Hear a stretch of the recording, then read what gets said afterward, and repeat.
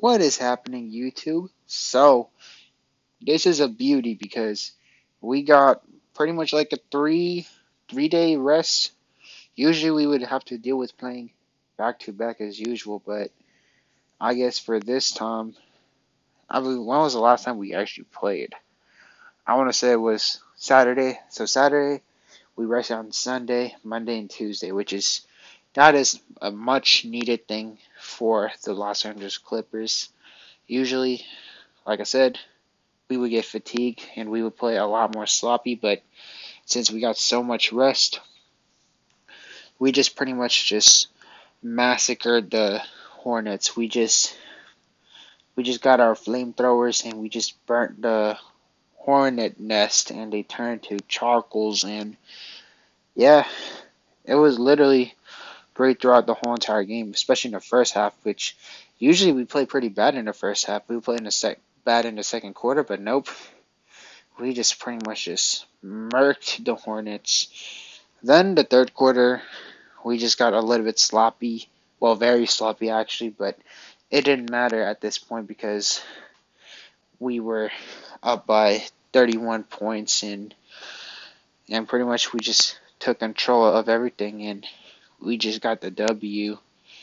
And the Hornets, they just couldn't make any shots this time. Last game, they were going crazy on us. And pretty much, I mean, it was somewhat expected that the Hornets was gonna lose in a significant blowout, but I didn't expect it to be this this crazy. But it was because the Hornets they just beat the Sacramento Kings, which is a pretty nice upset to see.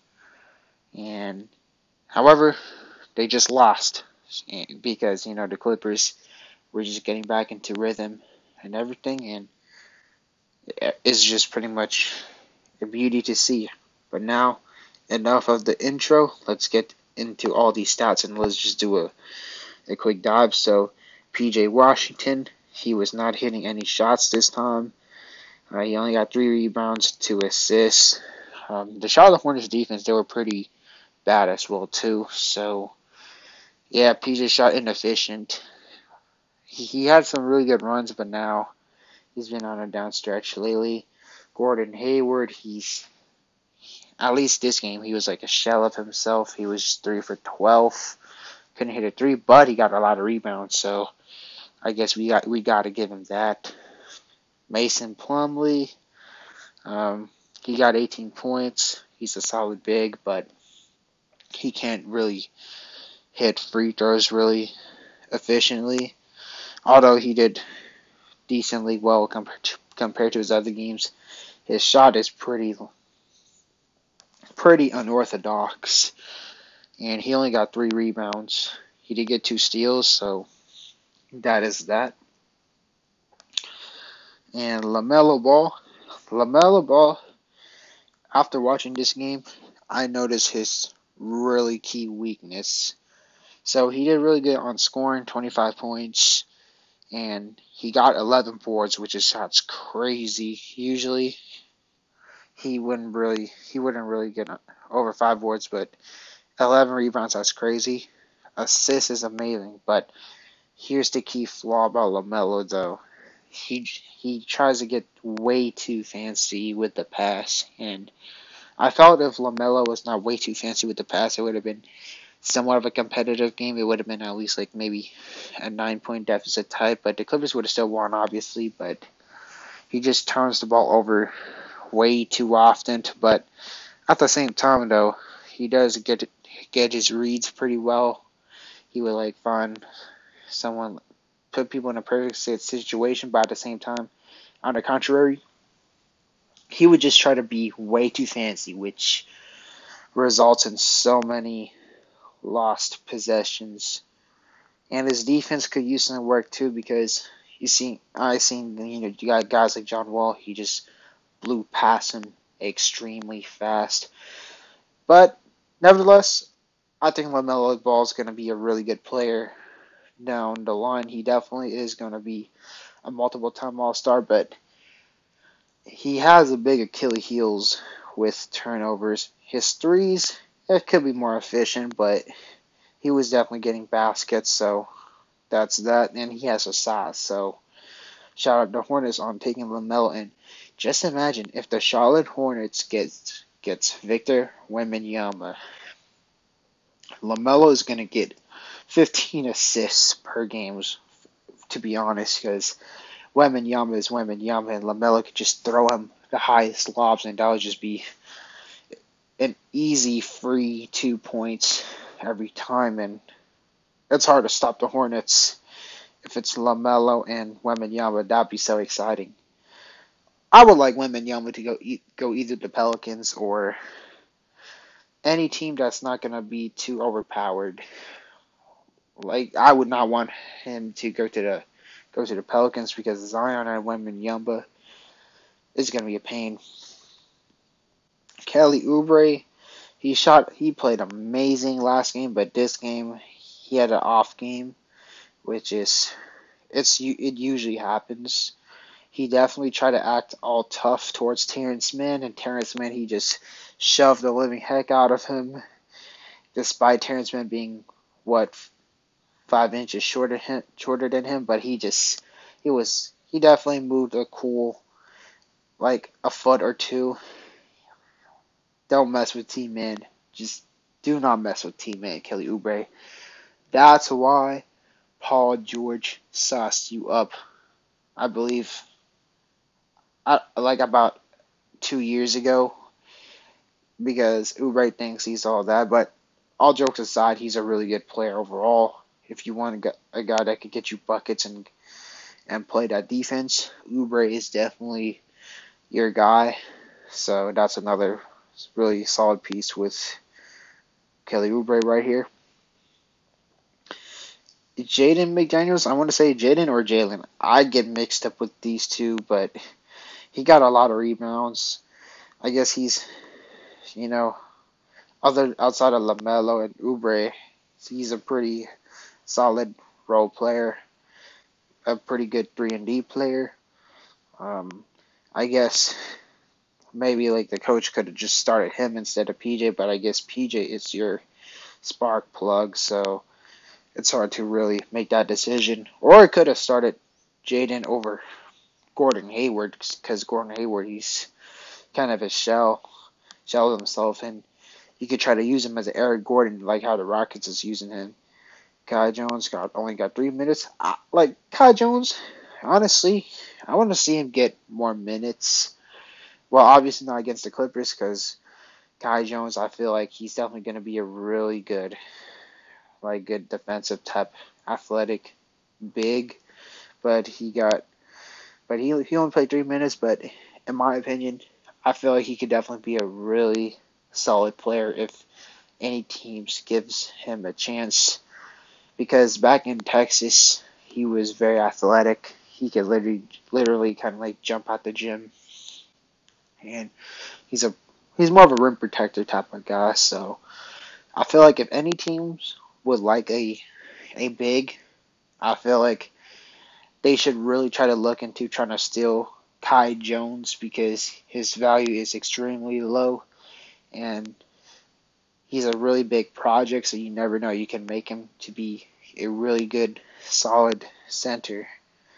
JT Thor, he didn't really do anything, but I did feel like at least when he was coming into the draft, I thought he was going to be pretty decent player, but just he didn't get to showcase his skill during this game. But I could definitely also see him become a pretty decent player. But right now, I guess his development is really slow.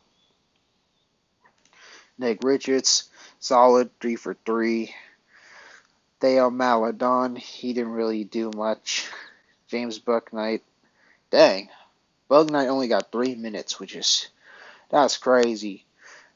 When Bouknight was in the draft, he was considered to be one of the next big thing, but he was, I've been hearing that he shoots pretty inefficient, so that's why they don't give him any minutes. But nevertheless, Hornets, they're a really poor team, but that's a good thing because they're definitely going to get a really good prospect in Victor Wembanyama, and you pair him with LaMelo Ball, that'd be a beauty. If not Wembanyama, then let's see what is their option. Scoot Henderson is really exciting, but I don't know if he's going to fit with LaMelo because they're literally 2 point guards. But hey, screw it. Scoot Henderson and Scoot Henderson, that'll be a good backcourt. But Scoot is not. Scoot could be used as a shooting guard because he's a Dwayne Wade type player as well too. You could use him as a really good slasher, but it's pretty much 2 point guards, so it's hard for the fit. But at the same time, it can work to a certain extent because you could just have LaMelo just, I don't know, like if you find Scoot in the right position, you just pass it to him. It could be a lob or it could just be an easy lay. But I don't know how Scoot and Wembanyama is going to work, or they could go for Nick Smith, who's a really good shooter out of, I want to say Arkansas. Yeah, out of Arkansas. Or they could go for one of the Thompson twins. That would be really cool as well too. But let me know what you think about the Charlotte Hornets, man. Like, what type of prospect you think would fit the Charlotte Hornets if y'all do follow the NBA draft.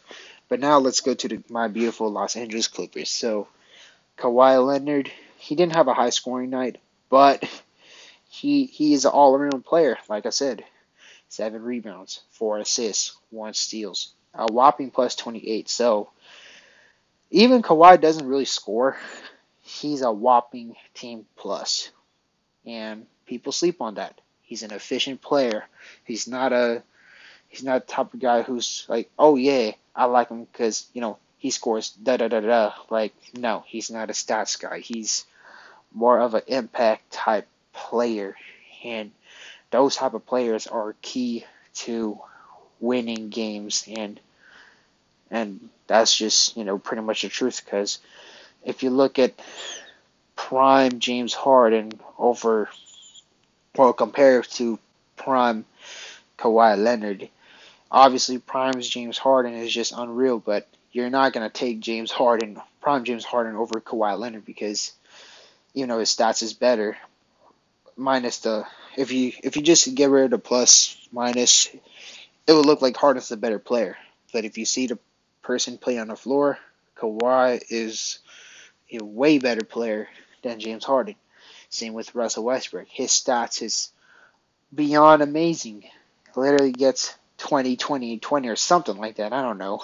But his stats is unbelievable. But did he contribute to win the title? Not yet.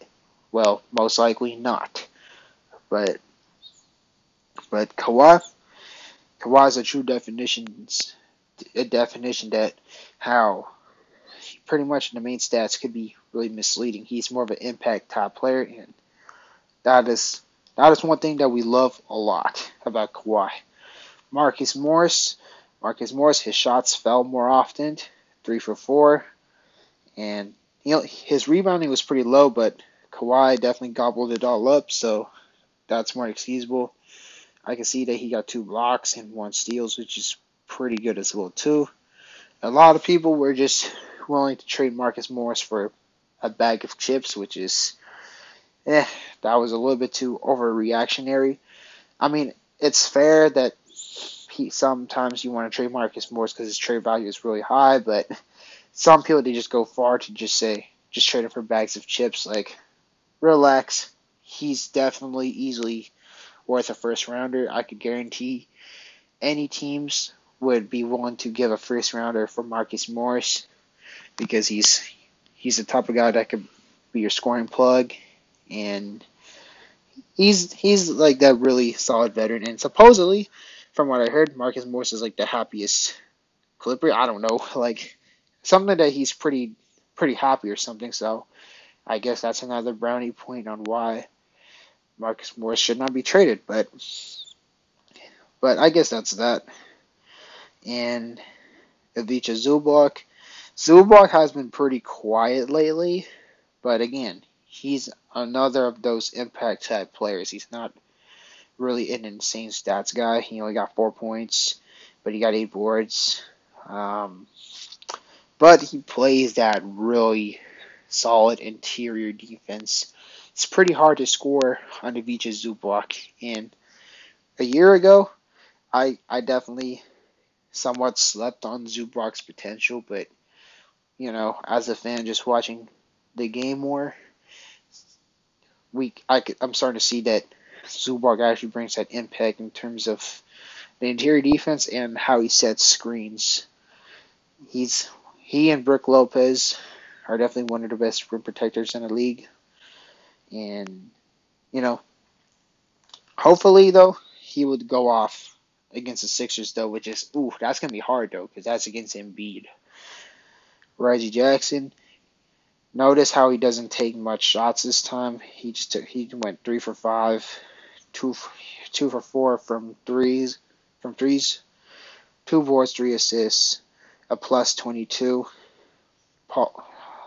Before I get to Paul George, my homie Clipset Gremlin, he brought this really good point within, I believe, about a month or two ago. He said like when Reggie Jackson or Morris was struggling, or even our young talent, he basically brought up a good point that pretty much not to overreact to Paul George. I mean, not Paul George. Reggie Jackson or Marcus Morris rough performance because like they pretty much have to carry the load as the first option or as the first star. And pretty much he said when Kawhi and Paul George comes back, they're definitely going to be a way better player because they don't have to play as the main option. They get how can I phrase it? They get set on the right plays pretty much. They don't have to take 20 shots a game or everything because Kawhi and Paul George they definitely do the top work, and they could just do their thing and get their spot up threes and everything. So shout out to my boy. Hopefully he can make more bangers. I know he hasn't been making bangers lately. I don't know, maybe he's probably busy. But either way, shout out to my boy Clipside Gremlin. If you're watching this, much love. But anyways, Paul George, he didn't have a high score tonight, but he did amazing in terms of rebounds and assists. 8 assists, that's crazy. But PG, the turnovers, man. But hey, if anything, this is the game to at least get our turnovers out of our system. So when you face against the Sixers, we snapped their winning streak. 4 for 10, 7 for 15, which is pretty good. 2 blocks as well, too. So that's pretty solid. But yikes, 7 turnovers though, man. Come on now. Nick Batum, he always has a master class against the Charlotte Hornets. 7 boards, 21 points. It's just amazing. 1 steal, 2 assists. Robert Covington, darn, he only plays 3 minutes. I mean, at this point, it's really hard to say play him over Marcus Morris because Morris did do pretty well, but damn, we want to see Rocco get some runs though, because Rocco is a better defender than Morris, but Morris just has that shot creation type upside. So I guess tonight was not the night to play Rocco, but when Morris plays off though, I would definitely suggest playing Robert Covington. Like he only had 3 minutes, but he already got 2 boards, and he got 2 points as well too, and 1 assist too. So man, try to find the guy minutes. I do not want to put him as any trade talks unless if it's something really amazing. Norman Powell, welcome back. Did pretty solid. 4 for 6. He went to the line a lot, that's pretty smart of him. When you're not hitting your shots, which he was hitting his shots either way, but when you're not hitting your shots, go to the line. He got a lot of points, 14 points, 2 rebounds, 2 assists, 1 block as well. Oh yeah, one block as well too. He got 3 turnovers, which is not too bad because considering that he's been out for a month. So let's let him have his rhythm. John Wall, John Wall for the past 2 weeks, he's been a little bit quiet lately, but at least we won. So that's that. Like 0 for 3, 2 for like, and he got 3 assists, 2 rebounds. He didn't play a crazy amount of. Well, he played 19 minutes, so he split it with Reggie. So, but again, I'm glad we at least out of all the games, I'm glad we at least played sloppy in the second half because at least maybe next game we could definitely play a lot better. And but yeah, next player, Terrence Mann, 2 for 5, 2 for 3, 8 points, very solid, very solid. Luke Kennard, he had really timely threes, 4 for 3, plus 19, 3 boards and 3 assists. But overall, I'm loving how this team is going. Pretty much now everybody's healthy. Now and I'm pretty confident that we're winning this Larry O'Brien. And on Friday, it's going to be a really fun matchup. It's going to be against Doc Rivers. Do y'all think we're beating the 76ers? I'm sure all of y'all are going to say yes. You think is it going to be an easy game? Is it going to be a blowout? Or it's going to be one of those comeback games? Is it going to be that we're down by, I don't know, 15 points after the second quarter? Then we just come back because Doc Rivers, he's an incompetent coach. But let me know what you think. And obviously, it's really nice to see this team pretty much healthy. Although it's a really fat bummer that Diabate is not playing, but he's in the G League. And we did have a master class, so that puts a smile on my face. But anyways, let me know what you think about this beautiful, fully healthy Clippers squad. Be sure to leave a comment down below. I'll definitely get with y'all in the comment sections.